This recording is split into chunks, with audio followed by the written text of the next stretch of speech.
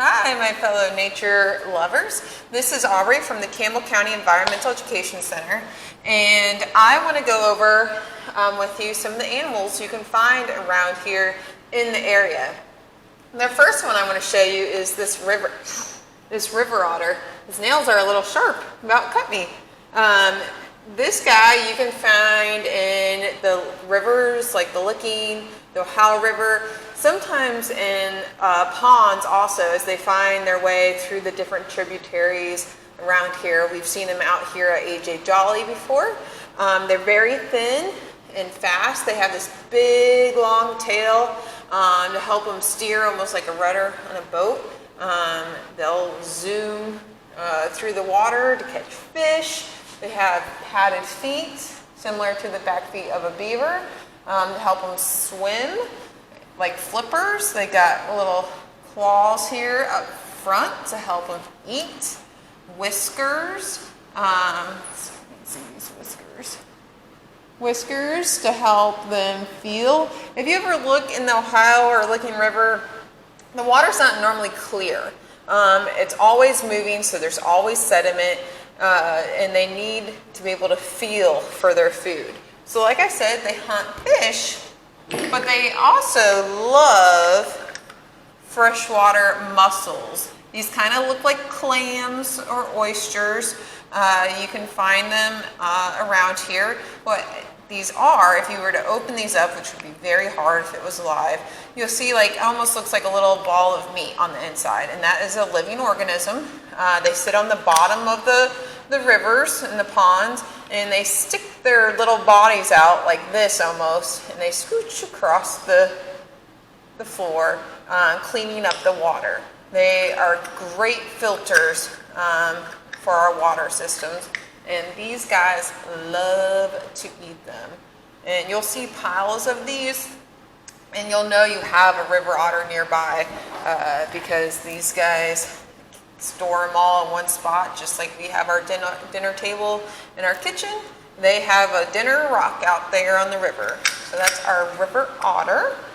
Another water animal, this muskrat right here.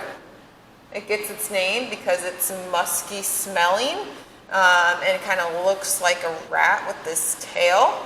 They love vegetation. They eat cattails, sedges, rushes along the waterway, other plant life. And these guys are the reason why you see like holes along the embankments of rivers and ponds. These guys burrow in, and they create erosion or causes like the edges to collapse because of the erosion they cause. You can see they have these sharp little toenails to help them dig, nice little sharp teeth to help them munch down. They got whiskers also.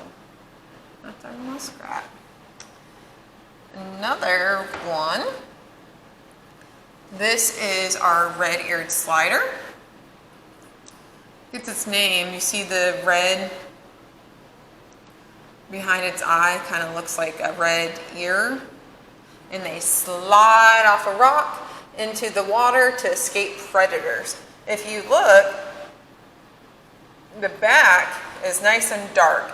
Dark colors absorb light, and they help these guys heat up.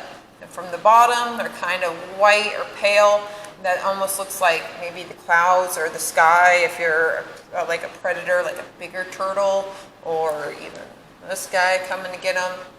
So they can escape easier that way. A lot of times I hear the terms cold-blooded and warm-blooded for reptiles and human or mammals. And actually, we as humans are endothermic.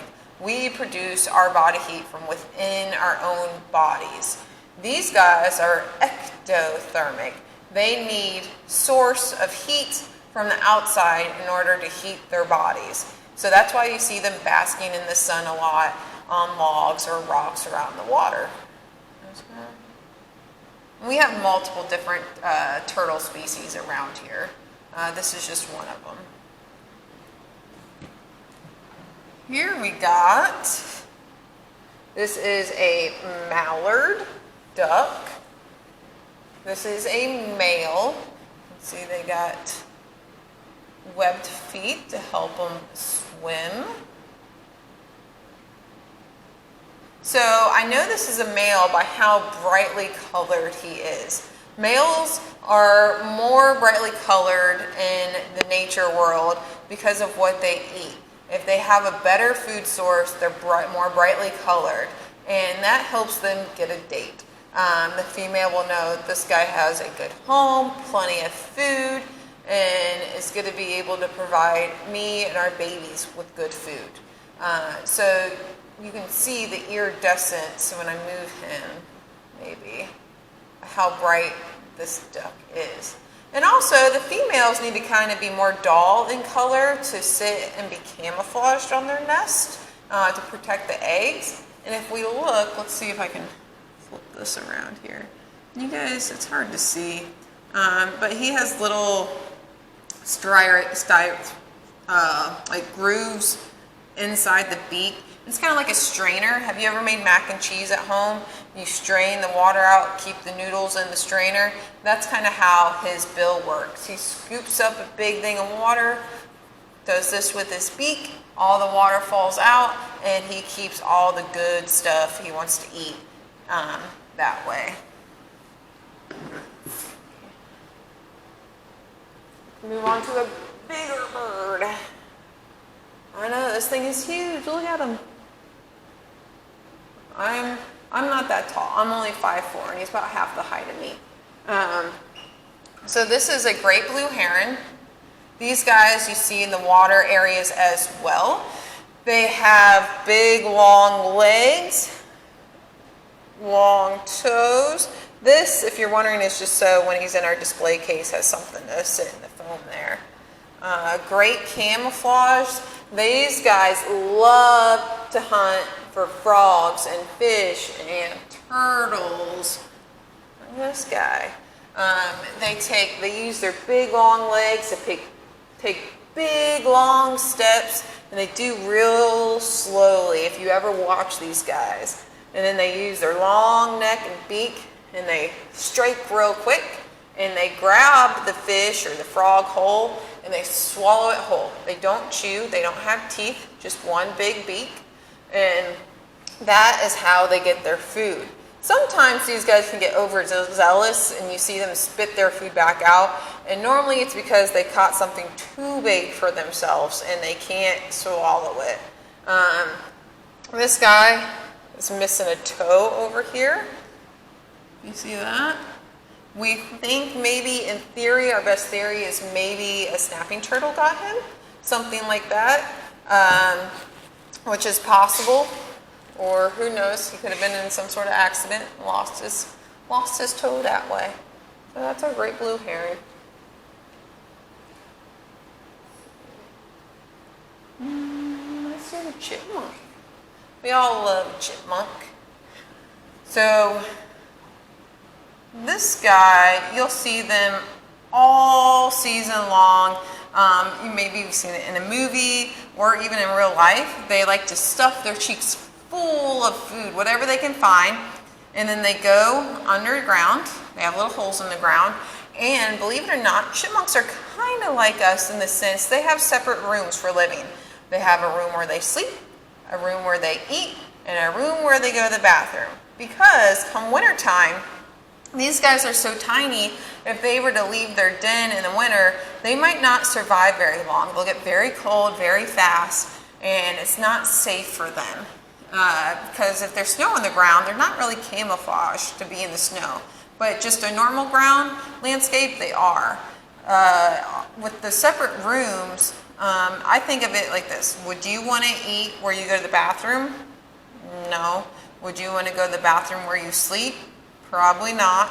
So these guys have been smart enough throughout the years to make separate little rooms in their dens underground.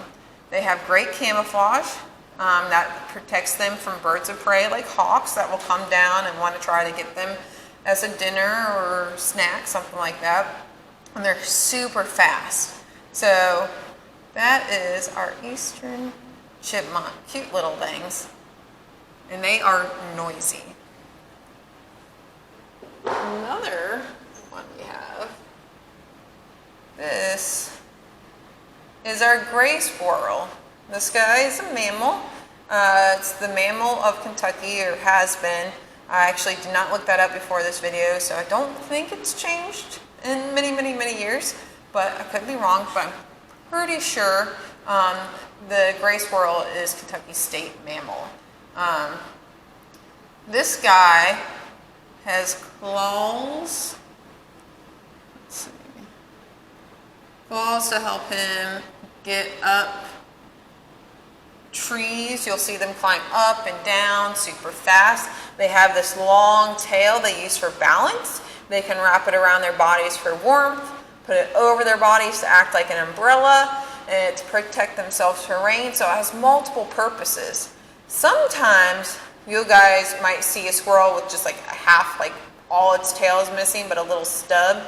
And let me tell you something that's probably not that great for the squirrel, is when they're in their nest as little babies, its brother or sister will actually bite its tail off of its other brother or sister. I know, that's horrible, but in reality, it's, you know, a way for one squirrel to have more territory when it's older, because if it only has part of a tail, it might not survive very long unless it has a nice area where it has constant food supply, a nice little shelter that it doesn't have to really mess with much. So that's why you see that every once in a while. We have this is a gray squirrel. We have gray squirrels, fox squirrels. Sometimes you'll see black squirrels with just a color morph of the gray squirrel. Like you see an albino animal that's all white, or one that, you know, is white and brown, gray, mixed in color. Gray is just a color, or black is just a color variation of the gray squirrel. So they're same guys. They have these nice whiskers to help them when they're getting in tight spots and in dens. And you might also see, when you're walking the trails, big balls of leaves in the trees, and that's from these guys. They can't make a nest like a bird normally would. They would prefer to nest in a tree cavity, a hole in the tree. That's going to be the best protection for them. But if there's not enough cavities around, they will make the nest out of the leaves, and that protects them from wind, from birds of prey, and other weather elements. So that's what causes those in the trees. That is our gray squirrel.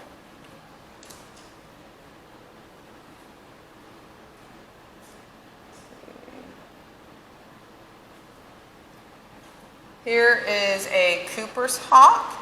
It has these bars on its tail that lets you know it's a Cooper's hawk. We do have another hawk called a sharp-shinned hawk that is a little smaller than this guy. Some people call him a chicken hawk. You can think of what a sharp-shinned or chicken hawk goes after with the name like chicken hawk. But this guy, you'll find more in the woods around here.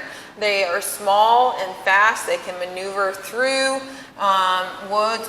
Oops, oh no, I dropped them. Yeah, they can maneuver through the woods easier than a red-tailed hawk. A red-tailed hawk is bigger, bigger bird, so you'll see them more over fields and that kind of thing area. Like when you're driving down the highway, you'll see, you know, the big hawks, and that's normally red-tailed hawk, where these guys you find more in a forest type of setting. These guys are carnivores. We can tell that by the beak acts like a knife, and these talons act like a fork. So the fork holds it, the beak cuts the meat. They can go after, like I said, squirrels. They can go after chipmunks. They can go after other birds. They're pretty good hunters that way, and they have great camouflage.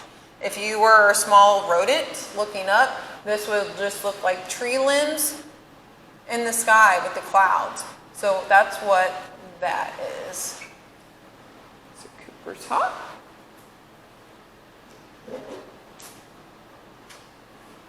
So this is our groundhog. Some people call him a woodchuck. For some reason, we have a holiday every year that if the groundhog sees its shadow, we have more winter. So they are good for something, I guess. But these guys, many farmers don't like groundhogs. They will get into a field and they tunnel down in underground and they eat the roots off of crops, destroying whole fields and crops that way.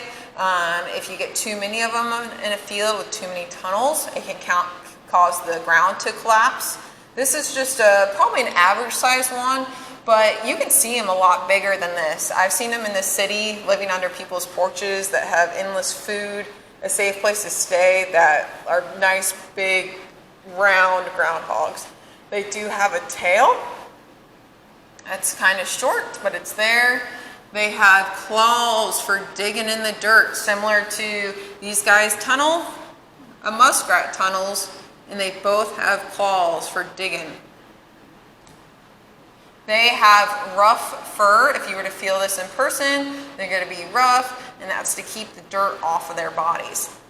These guys, they get the nickname whistle pig. Also, you'll see them pop up, and they look around. If they see danger, they'll whistle to their other groundhog friends and let them know it's not safe, and they can go back underground. But if they are in a field kind of along the edge and their hole is too far away, this is one of the biggest rodents we have that actually can climb a tree. It's kind of comical to see these guys climb trees because they get so big and heavy. They're not the most graceful things, but they can do it if they have to. And we have a weasel over here. I always like to ask, do you think this little guy is a carnivore, a herbivore, omnivore? This guy actually is a carnivore. It will go after other animals, especially like chickens. They are thin enough to fit through the wire of a chicken coop. And I want you all, I'm not going to be able to see myself when I do this, but back here on your neck, you can feel you'll have a spine, your backbone that goes into the back of your neck. And these guys have figured out if they jump on the back of a rabbit or a chicken, whatever they're trying to hunt, and bite that area, it will paralyze or kill their prey, and then they will eat it. And unfortunately, they are small, so they don't eat much of the animal. But that's not to say, that animal doesn't go, to another scavenger that might be hanging around the area. So that is our weasel. You don't see these too often because they are so small and they are so fast. I've seen people get them on like security camera footage before when they're trying to figure out what is getting into their chicken coop, and you'll actually see videos of these guys. So let's see here. What else can we look at over here? I think we talked about owls in my nocturnal film. We have, let's see, can we see the turkey? So we have plenty of turkeys in the area. We have another big gobbler or tom, and that is the male turkey. Hens, majority of hen turkeys do not have beards. That's not to say you can't on occasion see a hen turkey with a beard. It does happen. Kind of like your dad or your uncle, grandpa grows a beard. Turkeys do as well. We have our deer over here. We have a fawn hiding behind my plant. That is a young deer. We have our buck. That is a male, has horns. Females don't have horns. Those are called does. And we have our coyote over here. They are in the area. People always ask, should I worry about them? And really, if you see a coyote, it's probably going to run from you. If it's not, make a lot of noise, and it should scatter away. You really just have to watch. If you put out, like cat food for a stray cat, they might get brave enough to come up to eat that, or unfortunately, they can go after stray cats or outside cats, things like that. that look like a good, quick, easy meal for them. So unfortunately, that does happen every once in a while, but for the most part, they leave us humans alone. You see in this other case over here, as we're walking around. Here we go. Let's see. This guy right here. This is a mink. People confuse this with a ferret or a weasel, but it is much larger in size than the weasel. You find them in wetland areas, and you don't really see them that often because they are fast. They hang out more in the evening hours or like right at daybreak, so you don't really see them too often. So those are, oh, sorry you guys, before I end it, I can show you. This is a red-tailed hawk. You can see how much bigger that is compared to that Cooper's hawk I showed you. Behind me is a northern flicker. They are in the woodpecker. Let's see if I can move this. So they are in the woodpecker family, but they spend most of their time on the ground. They love to eat birdseed and other things they find on the ground. They don't act like regular woodpeckers hanging on trees a lot. We have quail here. These are bobwhite quail. You don't really see these guys anymore unless people have a farm and have released them. But they make a sound, please excuse me, when I do this. But they go bobwhite, bobwhite. So that, if you ever hear them saying their name, you know you got them around. Here's a little kestrel. This is one of my favorites. You can see the size of my hand. It's small, but look, similar to the hawk that I showed you, has a beak that's nice and sharp like a knife, talons like a fork. So that tells us this guy eats other animals. This is a predator. It is in the raptor family. So they're little, but they're mighty. You see them in field areas a lot, going after little mice and that kind of stuff.